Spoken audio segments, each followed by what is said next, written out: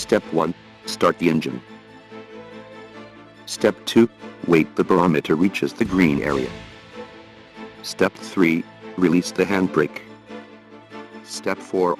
Open the fan switch. Fan works, oil table index.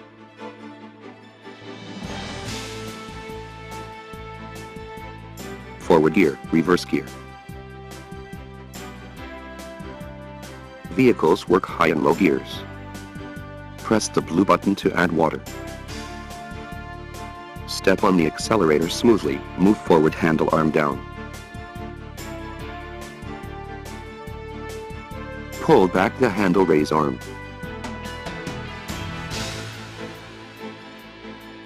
Rocking the handle, vibrating hopper.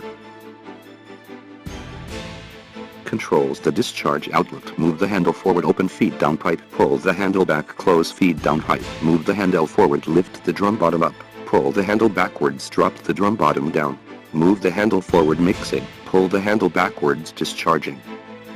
Shovel material order.